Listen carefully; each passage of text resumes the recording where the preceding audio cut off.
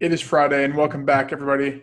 We're just gonna start right off the rip. Obviously, this is running backs to avoid, part of our players to avoid series.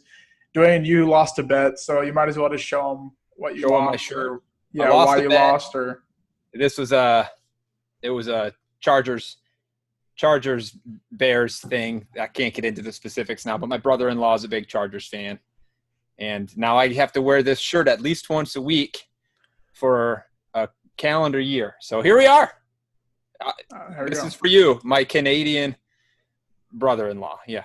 There you go. I mean, it might be good luck too. If you wear it in season, you might win some, I don't know, some fantasy weeks or something. I probably not.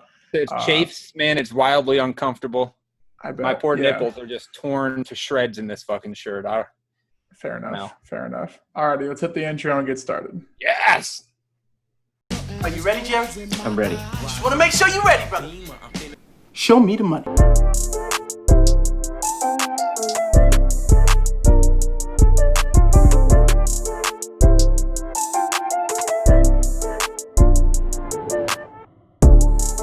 Yo, show me the money! Alrighty, so I think I started last week, so I'm gonna let you take the reins here. We each have two players, running backs that you should avoid. We don't really set like half PPR, PPR, or standard. So maybe do you want to do PPR or half PPR? I just assume PPR whenever I'm doing this stuff. I think it's the most prevalent played scoring format out there right now, so we might as well just play to the crowd. Sounds good. Roll. Plus, when I say full PPR, it's going to help my case for both of my running backs. Yeah, so if we went half PPR, that would hurt me a little bit. So I'm going to jump off. Is that what we're saying? Yep.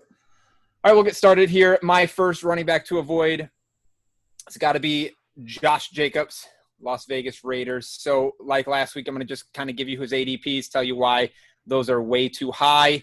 Again, the same disclaimer. I'm going to say it every time we're on the air here. We like these players. Every player is draftable at some point. The price tag that you're paying for these guys right now doesn't make sense for what you're likely to get in return for them. Josh Jacobs is a good example of that. He's going to either the running back 10 or the running back 9, depending on which of the three ADPs we put in here. That's Fantasy Mojo. That's that high dollar league. Fantasy Calculator, which is pretty common in the Fantasy Pros. They pick ADPs from all over. So he's either the 9 or 10, depending on where you look at, in PPR formats. And again, that makes a big difference here. So my first reason just says not all volume is created equal. Last season in 2019, Josh Jacobs had 16 PPR, or he was the 16th running back, in PPR points per game. I know we missed 3 games in there. So if you look at PPR points per game, finished 16th, and that was not due to a lack of rushing volume. Not going to be the problem again this year. In 2019, he had the 3rd most rushing attempts per game in the league with 18.6, 5th most red zone rushing attempts per game with 3.2, and the 3rd most rushing yards per game at 88.5 yards per game. This guy is an absolute stud on the ground. If he had 15 games instead of 13 last year, and I say 15, not 16, sort of to your point, the average games finished for all the top 24 running backs last year was 15.04 or whatever it was. So we gave him 15 games instead of 13. He would have finished as a running back 14 in 2009, despite being top 3 or 5 in all those volume metrics. The problem is that he was the running back 46 in targets in 2019, and he was the running back 47 in catches in 2019. The fact is, doing it on the ground just doesn't get it done for you in a PPR format in fantasy football anymore. That's just not the landscape of the league. And I want to remind people listening here, he was the 46 in targets when the Raiders' number 1 wide receiver, Hunter fucking Renfrow, only had 13.6% of the team's target share. There were no receivers on this team to catch the ball. The running back group between Washington, Jalen Richard, and Jacobs here accounted for 21% of the volume share just because there were no receivers, and 30.8% of the volume share went to the group of tight ends there. So add to the team this year Henry Ruggs, Bryan Edwards, even Nelson Aguilar. Add to the team this year Jason Witten to beef up that tight end core. Add to the team Lynn Bowden, who if you don't think he's going to catch some passes this year, then you haven't been paying attention to football in a while. lots of targets. There's a reason they went and drafted 2 wide receivers really high. There's a reason they were the first team to take a wide receiver, because 13.6 target share for your leading receiver is not good enough. It's not what they want to do. So as the ball gets spread out to more receivers, more tight ends, and another new running back coming in, I know they lost Washington, but Lynn Bowden's going to make up that target share. Expect less targets to go to Josh Jacobs. The bottom line is the team doesn't want him catching the ball. They don't want their quarterback throwing the ball to him. So I want to be really clear about this real fast. Okay, so after I did my projections, I want to say that I believe Josh Jacobs will absolutely challenge for the rushing title this year. I think he's going to be in the top 3 in rushing yards this year. I've got him for 8 rushing touchdowns, which is a nice number. I mean, it's not 18. It's not 15 like Derrick Henry or 16 like Henry last season, but I have him producing on the ground. It's just not good enough. Over the last 5 years, only 2 times did a running back with less than 25 catches finish in the top 12 for fantasy purposes in PPR scoring. That happened only twice in the last 5 years. That was Derrick Henry last year. He had 18 receptions, and it was LeGarrette Blount in 2016 when he only had 7 receptions. The reason they finished so high is that Henry had 16 rushing touchdowns. LeGarrette Blount had 18 rushing touchdowns. That's 15th and 31st best of all time in the history of recorded statistics in football. So if you are watching this and you're thinking to yourself, I believe Josh Jacobs is going to have 15-plus rushing touchdowns this year, then fine. Draft him at the 9 or 10, because that's the only way he's finishing inside the top 12. He doesn't have the receiving volume to make it happen otherwise. My stat line for him, I'll just give you the whole thing. I have him at 1,325 rushing yards, 8 touchdowns, the 1 fumble, but I only gave him 22 receptions, 169 receiving yards, and nothing in the end zone through the air. So that's just not enough for that kind of finish. I think I have him around my 18 in my PPR projections, but I'm not taking him at 10 or 9. Yeah, I think the whole, when you made the case that if you think he's going to score 15, go ahead and take him. I think if you're relying on that touchdown swing to evaluate a player, more often than not, taking the other player or just fading him is probably going to win you your fantasy league, or not win your league, but it's going to have a better output than relying on that. And well, another guy, probably a couple other guys here actually that are kind of falling into that category as well. But yeah, I think really what it comes down to is the way I started to look at this is he was so good last year, and all they did was brought in target competition, a lot of target competition. To me, that doesn't add up. It's showing that they value him as a long-term running back. They value him as their I don't even know how many rushing attempts you gave him, or I would say probably 200 rushing attempts plus a year, like for like the next 6 to 7 years. Basically, Marshawn Lynch's career is kind of what I envision for Josh Jacobs, just the kind of the slow and steady 5+ yards per carry, 5+ yards per carry. He's going to be out there. He's good at pass blocking. He can catch the ball, but doesn't need to, and they definitely made that obvious. So, yeah, I don't know. I'm assuming Eckler's going behind him. I would probably take a shot on Kenyon Drake. Sanders by no means is going behind him anymore. Nick Chubb, which I know he's your next guy. We can just – I mean, we're not going to go into it yet, but, I mean, I'd probably rather take him over Jacobs. I'm trying to think who's even around that ADP. That's probably about it. I think they all offer – I mean, if you're looking at a PPR format, like I've got Devin Singletary above Josh Jacobs finishing just because of the pass catching work. I think Singletary's going to – I think he's one spot higher. But, like, even that kind of guy who you can get 3 rounds later than a Jacobs, like I would rather have somebody who I know is going to catch the ball in a PPR format. I'll say this. In a standard format league, Josh Jacobs is my number 11. Obviously, the pass catching work doesn't hurt him nearly as much. But, in a PPR, like there's other guys. Take a guy that can catch the ball. It diversifies the way that your guy can score points. Let's take that. For sure. All right, and my first guy is Raheem Mostert. I kind of was not on him, but I was like, yeah, he's probably a good pick at the start of the offseason, and he is far from that now. Currently going as the RB23 in high-stakes leagues and on Fantasy Pros ADP RB26. So he's being drafted to be an RB2, I think round 4 to 5 turn, which if you're relying on taking a running back then, you probably should have taken one earlier is kind of the way I'm feeling the draft strategy going this year. But really what it comes down to is he is far from the starter, far from the workhorse on this team. For as good of a year as he had last year, he started 0 games, including the playoffs. He started 0 games after he ran all over the Packers. He didn't even start in the Super Bowl. He didn't even start after he ran over the Saints in that, 46 to something shootout that went to overtime. He just was not the starter, and they made that clear. And that's kind of goes along the same lines of Jacobs is people say, well, he might be the starter. Well, he would have been the starter last year for how good he was playing compared to the other running backs on the team sometime in the middle of the season or sometime at the end of the season, no matter when his sort of breakout happened. But then breaking down the whole backfield in general, because I think there's a lot of value to be had elsewhere here. If you took every single week and counted the winner in terms of the most fantasy points out of the 4 running backs, Breida, Wilson, Mostert, and Coleman in the backfield, Coleman and Mostert were tied. So you're going to take a guy that is going as the RB23 to only be leading his backfield, which you shouldn't even have that problem taking this guy to RB23 half the time. Whereas Coleman's going 20 RB slots later, 60 picks later currently as of right now. Red zone attempts. I'm going to put this one on the screen. It's a little chart. I took out Matt Breida because he's not there. Jerick McKinnon's possibly going to slide into his role. We don't know. So on the chart, it's Coleman, Mostert, and Wilson, red zone attempts.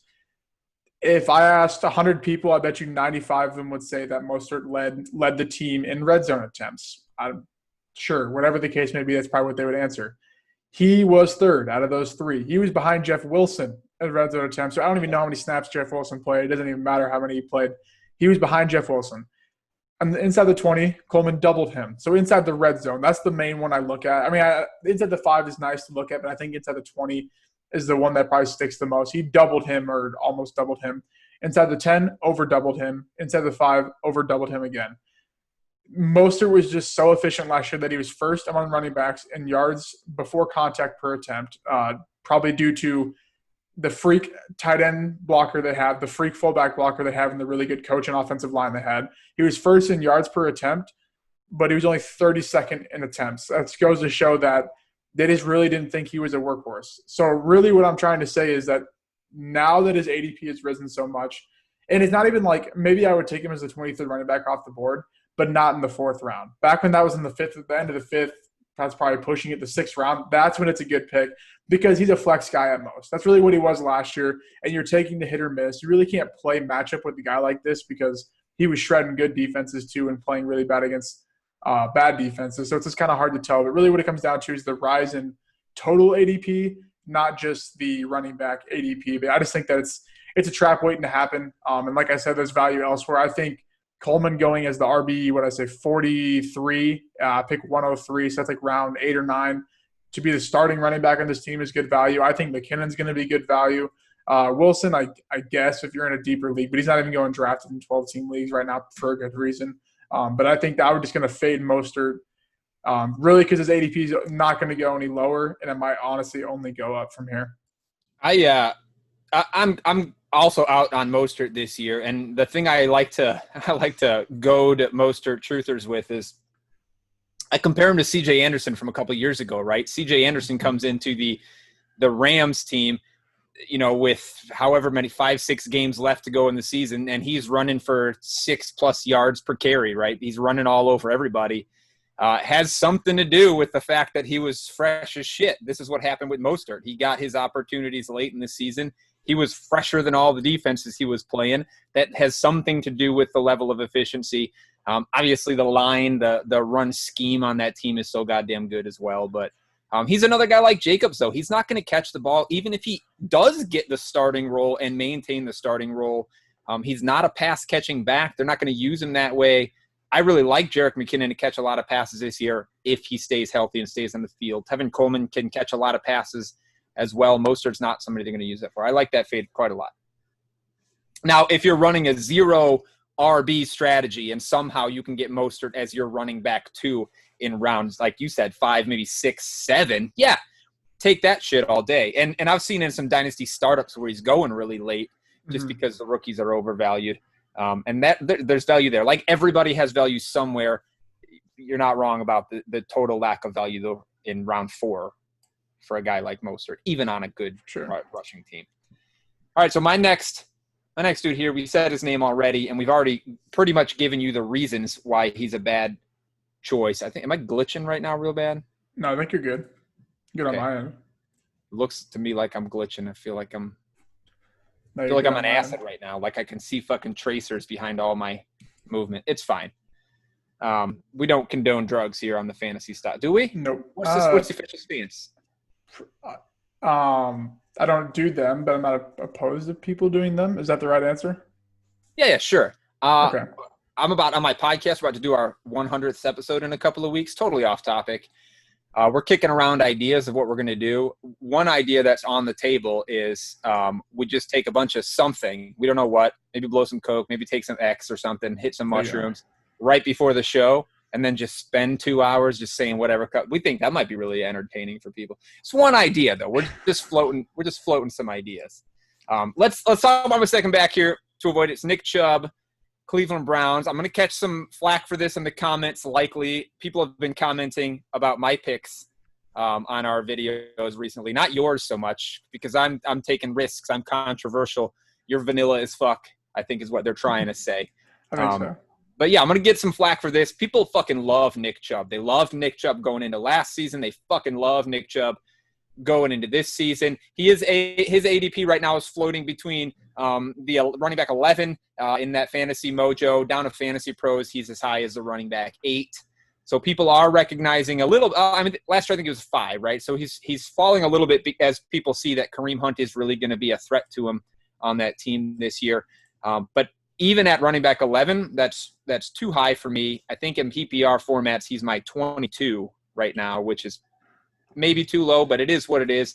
First of all, Kareem Hunt is a legitimate and real threat to his fantasy numbers for a couple of reasons. You can put this on the screen for the people if you want. We have a really nice game splits for Nick Chubb with and without Kareem Hunt, because he was there for half of the season. He was gone for half of the season. So it's an 8-game to 8-game split, and that's always nice when you have an even split like that. And look, Nick Chubb's target number was cut almost in half with Kareem Hunt in the game. His receptions number was cut in half, more than cut in half with Kareem Hunt in the game. He had 7 PPR points less per game with Kareem Hunt on the field.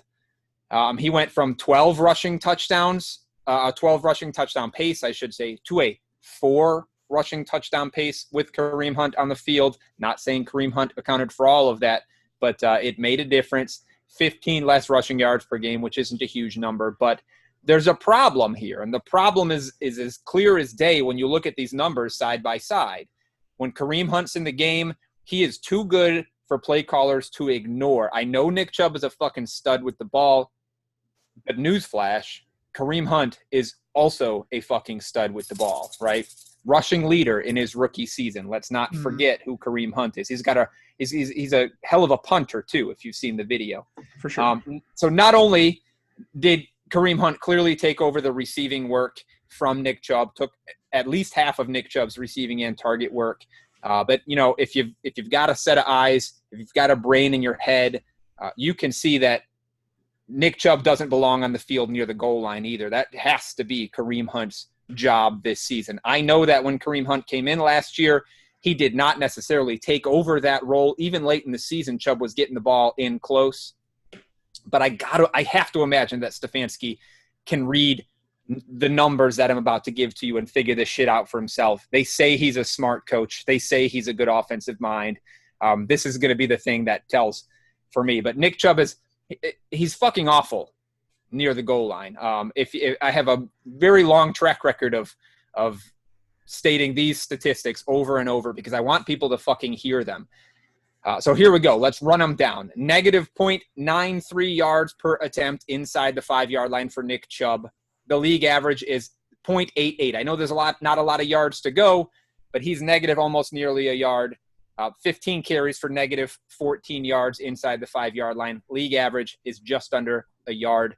There were 9 players that carried the ball inside the 5 that were worse than him in yards per carry.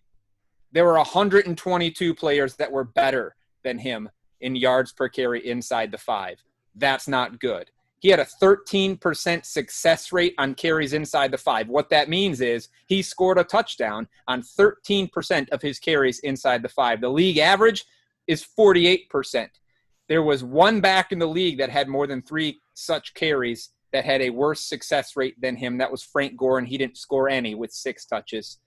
There were 29 players in the league that had a worse success rate inside the 5 than Nick Chubb, and 102 players in the league that had a better success rate with Nick Chubb. The only way you could have a worse success rate than Nick Chubb from inside the 5-yard line is if you didn't score any touchdowns. No backs that scored any touchdowns had a worse success rate than Nick Chubb did inside the 5-yard line. He cannot run at the goal line.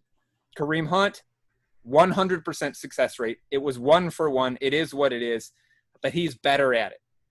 Okay. Now, another reason that I want to bring up here is my rebuttal to the Kevin Stefanski argument. I have heard from people, hey, even if Kareem Hunt's coming in here, Kevin Stefanski runs the ball a lot more than Hitchens or Kitchens or whatever douche dick name was that coached in Cleveland last season. I have a rebuttal for that. Basically, the rebuttal is this. In the first half of the season last year when Stefanski was the OC in Minnesota averaged 32.125 rushes per game. That was a pace for 514 rushes, would have been second in the league, only behind Baltimore. But in the second half of that season, second 8 games, they averaged 25.625 rushes per game. That's a pace for 410 rushing attempts on this season, 14th in the league, right about middle. Cleveland had 393 last year. So his second half of the season pace, the second half of his first full year as an offensive coordinator, he did not run the ball a ton more than Cleveland did. He ran it a little more than Cleveland did. He ran it about the average in the league. I think he got lambasted in the fucking media after that one game where Kirk Cousins threw 8 passes or whatever it was, and he learned. This is what good coaches do. They learn and they adapt. If you look at the whole season's numbers, it looks like Kevin Stefanski loves to fucking run the ball. But that's one of those stat rat issues that you and I have talked about in the past. That doesn't tell the whole story. You have to look at what he's done lately. And in the second half, he ran it a lot less. I think I gave the Cleveland Browns 429 attempts in my projection. So up from where they were last year, even up from Stefanski's second half of the season average. But they're not going to run it 500 times, right? So Chubb's not going to get this crazy amount of rushing opportunity that everybody thinks just because Stefanski is a run first, second, and third kind of coach. That's just not the truth. To be clear here, I do want to say that I think Chubb is going to be near the top of the list in a lot of categories in rushing efficiency. He's going to have one of the best yards per carry in the league because that's what he does. He is an explosive fucking back. I think he's going to be top 12 in rushing attempts. Even with Stefanski running it less than he did to begin last season, he's still going to be right there. I think I have him at about 248, 250, something like that carries. But as I said with Josh Jacobs, rushing prowess on the ground is not enough in PPR fantasy football anymore, not in today's game. I could give you the same stat I did a minute ago about only 2 backs having less than 25 catches, finishing in the top 12. Well, look, Chubb is, I think his pace was, 20 when Kareem Hunt was in the game. His pace was 8. No, where was it? Hang on. 22, right? So he was on a 22 game pace with Kareem Hunt in the game. I don't think he has 25 catches. I think I gave him 20. Nick Chubb stands as maybe a slightly better chance of having 25 receptions than Josh Jacobs does this season, but not a whole lot. I think he has a slightly better chance of having double-digit rushing touchdowns as Josh Jacobs does, just because he can score from afar. But unless he's going 15 or more, again, don't draft him. My stat line for this guy, 1,264 rushing yards. Again, a big number, 7 rushing touchdowns, 2 fumbles, 24 catches and 182 receiving yards, 0 touchdowns through the air. So those numbers would have been 18th in the league last season. I've got him at 22 right now. I don't want anything to do with him at 8 or 11 where he's going in ADP. This one's tough for me because – so if you go back up to the splits, I'll toss them on the screen too. I forgot to mention it when you were talking. Say we just take the splits that he had with Kareem Hunt. That would have placed him at RB16 in PPR last year with the really crappy touchdown numbers. Touchdown per carry inside the red zone numbers. But if you would have given him the other side, the out of split, he would have been the RB2, 100 points behind CMC, but relatively most seasons he would have been the RB1. to me, I think when people are looking at this, it's more so they're thinking that the out of split was actually sustainable for a whole season regularly. Maybe one season, yes. I think that maybe around 16 to 17 would have been reasonable. 15 without Kareem Hunt. He was just breaking off so many runs, which he definitely can do. So I think even if you gave him the 13 points per game, he has to get more red zone. He has to get more touchdowns in the red zone because he was terrible, but Kareem Hunt had less than one red zone opportunity per game, despite Nick Chubb being that bad. I know that Kitchens was there. Stefanski will hopefully reflect it. But it was like 56 to 8 red zone touches for Chubb to Hunt. So even if that averages out, even if it splits in half, 28 red zone touches for Nick Chubb, you would think with the improved offensive line would get him, I would think, I don't know. My guess would be, I'm going to say 8 touchdowns within there, maybe 7 touchdowns within there. And then he's going to break off some big ones. So I think that he's still a decent value, like a late RB1. I just think that people are putting – the out of splits with Kareem Hunt, this is what he can do every single game without another guy in the field. Because you got to think about it too. They were kind of rolling at the beginning of the season. I don't remember what the record was, but they weren't falling apart. The team was semi put together, and I think they're going to have a little bit of growing pains to start.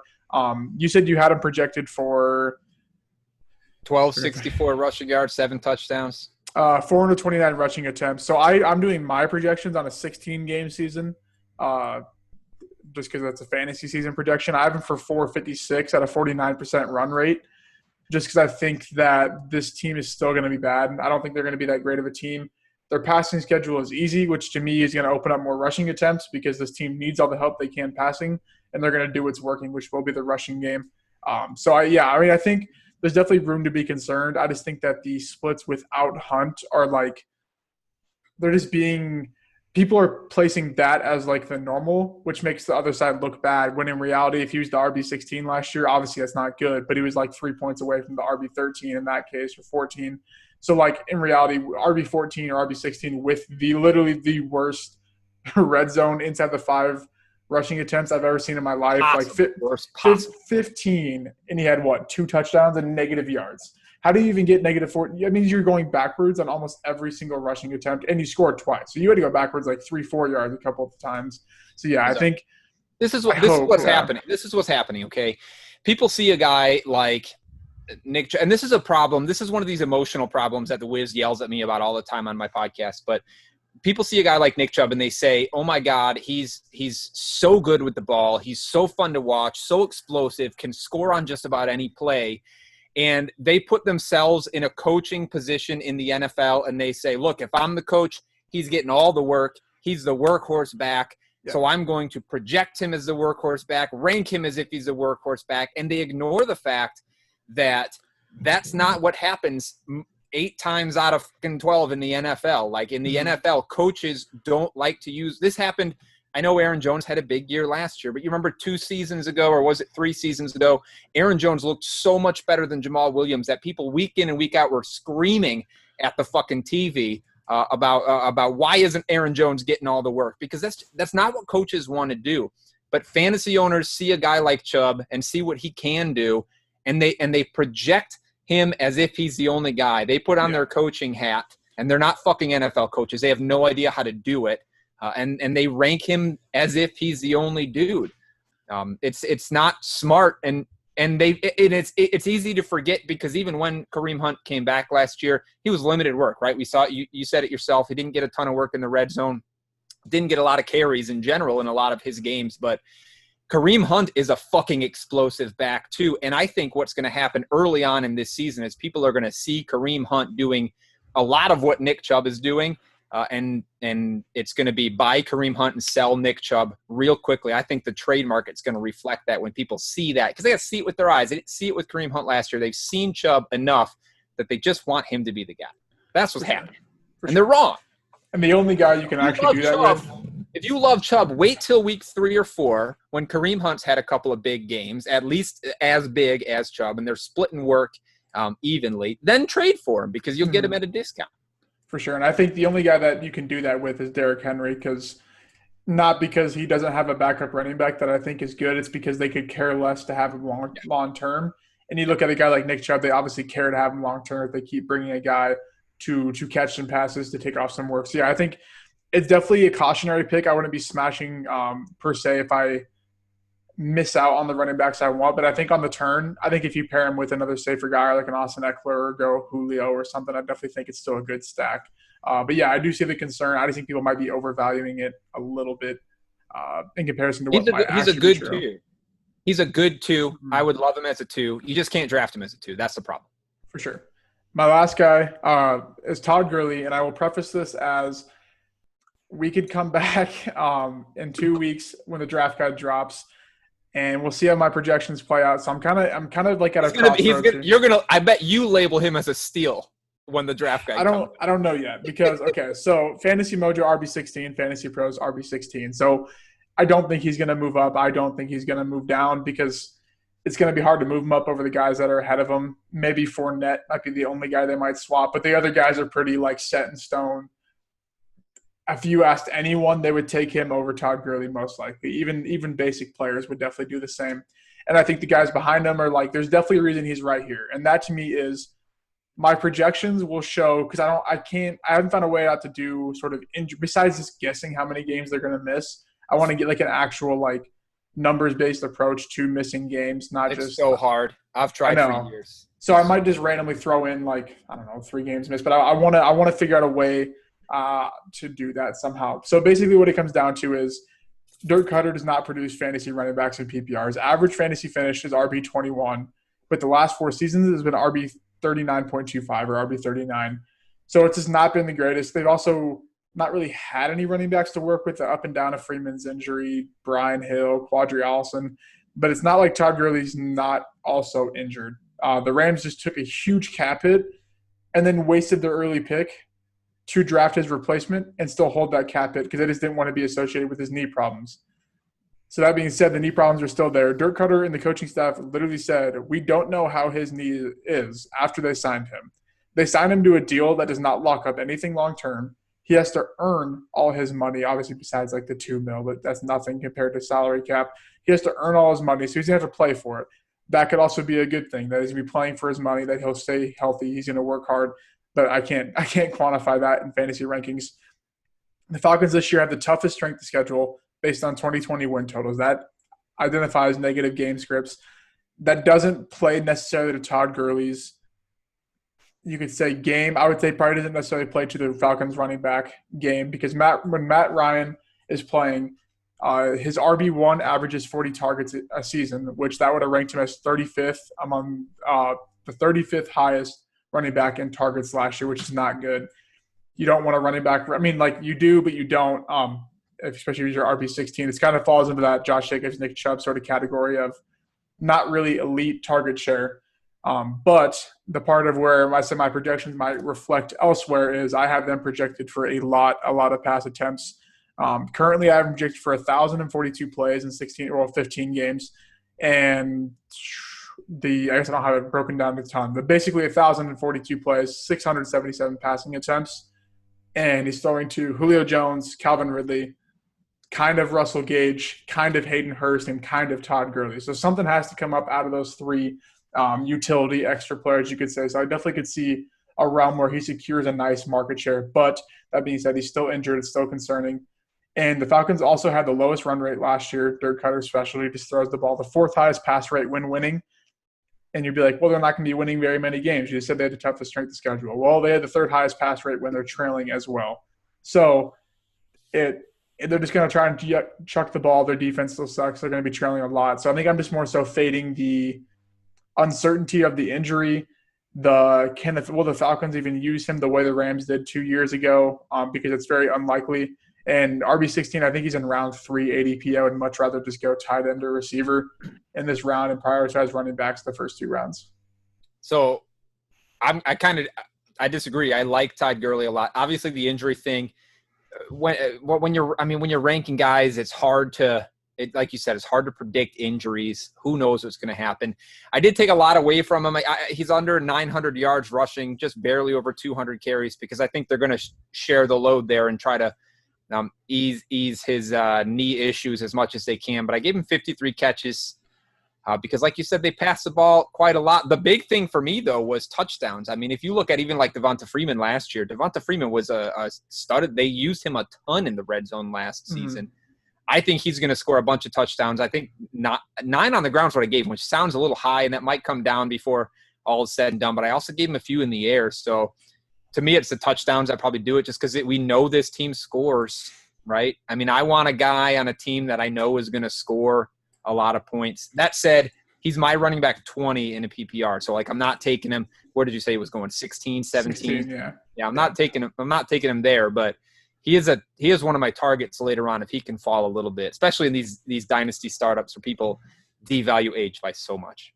For sure. So that being said, whereof as of, I guess, whatever today, we're recording this on Monday, but whereof this week are you finding yourself in mock drafts with running backs? Have you been targeting 1-2 just to get it over with and then be going, I don't know, around 6, 7, 8 because there's some value down there? But what has your strategy been so far this year? My strategy lifetime has been in the first 3 rounds, I want 2 backs and a receiver. I don't care where they go. It depends on who falls, where I'm at, right? If I'm in the top half, obviously I'm taking a back early. If I'm in the back half, I like to look wide receiver early because I want just the best player I can get at the position. But I always want to have 2 backs early in those first 2 rounds. Then I won't touch it again until I get down to round 6 or 7. So, like, I'm looking at guys in 6 and 7 that I can snag like a Singletary or something that might end up being a stud starter anyway. But yeah, I like 2 guys early. Give me 2 guys in the top 3 rounds. Yeah, I think 95% of the time I go running back in round 1. I might reach on. I mean, you have your top 4 locked in. They're not making a pass. Pick 5 more often than not. Michael Thomas might be thrown in there. And then after that, it's really Cook, Mixon, Henry, Eckler, Drake, Sanders, Chubb, Jacobs. Like, I'm more often than not just going to take them because I don't want to get sniped and have to take Leonard Fournette or Todd Gurley is kind of the way I've been flowing with it this year. And there's so much value. I mean, you probably hear this on every other podcast you listen to or video you watch, so much receiver value. But that being said, I think if the ADPs start getting out of hand, I think 0 running back could definitely be an approach. We'll see come August. I mean, I don't know, because if like Michael Thomas starts slipping to the end and you start with the Michael Thomas Julio stack, Michael Thomas Tyreek stack, and then you somehow land Kittle in round 3, like, I mean, we'll see kind of how it flows. But the way the ADPs are shaken up, it's not the greatest in terms of you. Basically, what I'm saying is you want a top 4 pick, or you kind of just want to be towards the end of the draft to make sure you get Julio or Adams or Drake or someone. But it's definitely getting out of hand, I would say. I have, I always try to do this. Like, I'll snag 2 of these top end receivers in my mock drafts. I try it all the time, but inevitably, every single time, by the time I'm finished with my draft, I'm disappointed with my team. So it's so hard for me not to snag 2 backs in those top 3. I want to take back what I said a minute ago. I had my spreadsheet sorted wrong. Todd Gurley is not my number 20 PPR running back. He's my number 10 PPR running back right now. I'm probably going to take a touchdown or 2 away before this is all said and done. Drop him down. He feels more like he's a 14 kind of guy. But right now he's my 10. So I am in direct opposition to your statements earlier. I take them personally, and I'm drafting Todd Gurley wherever I can. I don't know. Well, like I said, we'll see come draft guide launch where my projections have him. But projections aren't always rankings, 2 completely different things. So we'll see kind of how it flows. Draft guide, July 13th. Link down below. We probably should have prefaced at the beginning to go order. It's just a Google form. We're not rich enough to have the pretty cool credit card, debit card thing on the website. So, no, that's not how you say that. Here's how you say that. Oh, sorry. We could fucking integrate really fancy tools that make it so that, we don't have to manage it all. It looks all super professional, but we're trying to save you money because if we pay for it, you pay for it. So we're not paying for it to make our draft guide the cheapest fucking draft guide out there, the best goddamn value you can find for your money. It doesn't get that's how you say that shit. It doesn't get better. It's pretty cheap. I will say that for sure. So down below. Wait. Oh yeah, sorry. Before you go, can I plug something? Yeah, go for it. I just want to plug my podcast here. I don't ever say the name of my podcast on your show. A lot of respect for you. Your Football Fantasy is my podcast. On Sunday, July 12th, we will be releasing our 100th episode. I know I said it a minute ago, but it's going to be fucking amazing. I want you all to go check it out. Your Football Fantasy. You can find it anywhere podcasts are at. It's going to be good. Lucas, I think you're going to have a role in this 100th episode. I haven't told you to talk to you about it yet, but I think it's going to happen. We'll catch up after the show. I want people to go listen to my 100th episode, okay? Somebody might die. We did kick around the idea of maybe bringing a wife or two and like doing a little weird sex party thing on air, but we'll see. I don't know if she's into that. All right, you heard it here, guys. Your Football Fantasy. Live sex show. Live sex show. Do it up. Shot for the people. You got one? Sure. You bitch. Oh, I love you all. Tell me how wrong I am about Nick Chubb in the comments below. See you Subscribe, guys like, hit the bell. Let's go.